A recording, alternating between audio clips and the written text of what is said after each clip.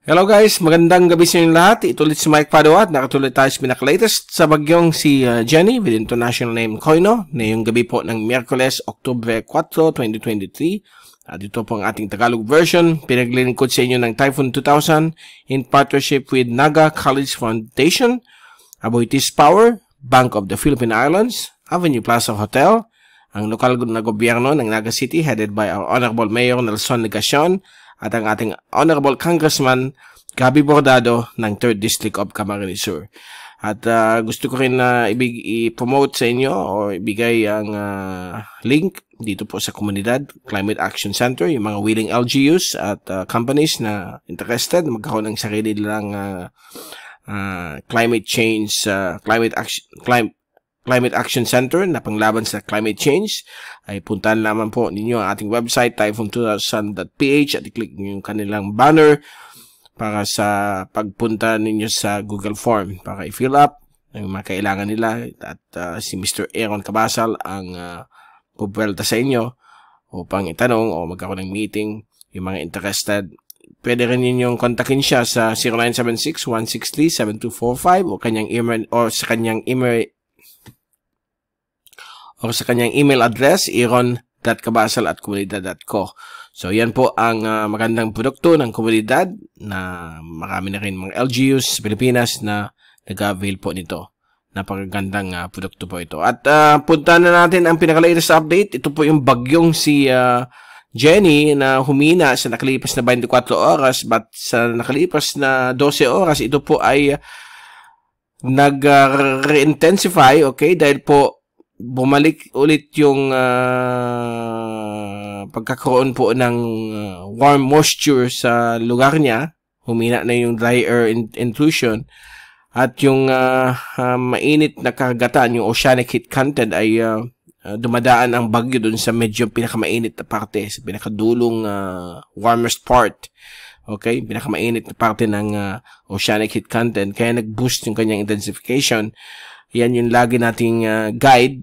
Kapag may dumarating na bagyo, pag sobrang init po yan, magkakaroon po yan ng RI o rapid intensification. Ganun nga yung ginawa itong bagyo ito. Slightly extreme yung kanyang rapid intensification. Kanina 160 kph, 165. Then tanghali naging 185 kph at ngayon mga bandang alas 4 bago maggabi naging 215 kph po siya o category 4. So nakakaawa po ito pag tinamaan po ang southern tip ng Taiwan. Yung mga kababayan natin dyan, mga Pilipinos, mag-ingat na po kayo dyan. Alam natin first world country naman ang Taiwan, so super handa naman po sila. At ang Batanes at Babuing Group of Islands is spared naman po sa worst effect ng bagyo. Although may hangin silang 60 to 100 kph, tropical storm force winds lang po yan. At malalakas na ulan na pwedeng lumampas po ng 100 mm ang 24-hour rainfall accumulation. Samantalang ibang bagay ng ating bansa ay magandang panahon, tuyo, except for itong kanluran bagay po ng Central at Southern Luzon kasama po Metro Manila at Occidental Mindoro, Calamian Group, dahil po sa epekto po ng natitirang buga ng habagat. Okay? At later on, ito rin area po ng Ilocos provinces ay magkakaroon pong pabugso-bugsong ulan dala ng habagat, baka bukas hanggang Friday, then babalik ulit mainit ang panahon. Sa labas ng ating bansa, may binibantay po tayong LPA dito, 97W, baka ito yung susunod kay Jenny, kaya babantayin po natin yan. Yung kasunod na bagyo, kapag nag-develop, it will be known as Kabayan. Okay? So, ito po yung zoom in satellite animation. So, nakikita po natin dito yung rugged eye niya. Medyo nag-i-improve ang kanyang sirkulasyon. Yung kanyang diameter ng ulan ay bumawas po ng 800 mm samantala and 800 kilometers across. Samantala, yung kanyang wind radius of 55 kph from 1,250 ay o 1,150 nasa 1,000 kilometers across na lang yung kanyang diametro. Okay? Nasa medium to large ang kanyang size. At yan po yung habagat patuloy na ka-affecto sa kanluran bahagi po ng gitna at katimugang Luzon. Kasama po ang Mindoro at Calamian Group of Islands. Okay?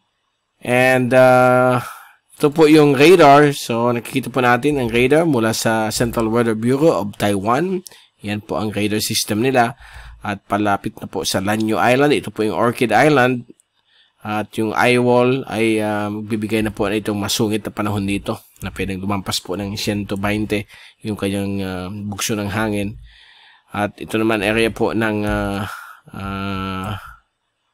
itong area ng Itbayat at Batanes, mukhang ligtas naman po sa damaging winds ng bagyong ito.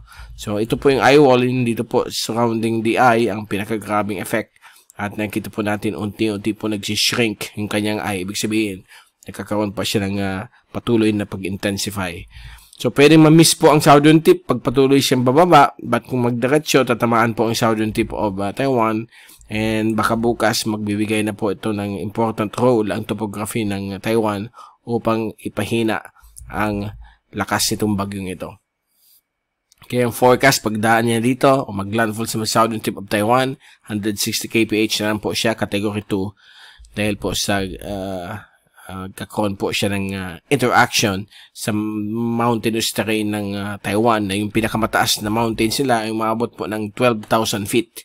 So medyo talagang magbibigay po yan ng sudden effect sa sirkulasyon itong bagyong si Jenny, which is quite impressive sa kanyang laki at lakas. Talagang pag dinaanan po kayo niyan, parang may similarity siya sa bagyong si Tisoy na dumaan po sa Legazpi, ng kanyang eye wall po ay umaabot po ng hanggang 100 millimeters away from the eye. Yun pa naman ang worst part ng bagyo. Kaya ang Naga, nung dumaan si Tisoy, nung 2019, December, na-feel namin dito sa Naga yung 170 kph na hangin. Samantala sa area po ng Legazpi, most likely mga 200 plus doon. Okay? Nung nasa Weather Philippines pa po tayo, yan po yung na-record na winds dito po sa Pili Airport sa Naga at sa ibang parte po ng Naga City na meron silang automated weather station. Ito po yung oceanic heat content, yung binabanggit ko na bakit nag-intensify yung bagyo. Dumadaan po siya ng medyo mainit po na oceanic heat content. Nasa 100 to 150 kilojoules per centimeter squared. So, ang hirap i-bigkas yung kanilang units. Okay? So, yan po yung energy na rinirelease itong oceanic heat content para pangpalakas sa bagyo. At ito yung tracking natin kanina. So, on the dot naman, nandito na siya na yun. Dito sa area kasi 8 p.m. Actually, bumilis siya. Nandito na siya. Although, pareho naman. Okay, nakikita natin sa satellite. Nandito na siya on the dot yung tracking natin. So, early tomorrow morning, dadahin na yun sa may Orchid Island. Kaya kung titignan ninyo yung satellite dito, malapit na po sa tinatawag nating yung Orchid o Lanyo Island. So, baka maya lamang, mga 10 p.m., 11 p.m., nasa loob na ang Lanyo Island sa mata ng bagyong si Jenny. At ito po yung ating All Asian Agencies tracks. Nagpapahiwatig na maglalandfall nga sa southern tip of Taiwan.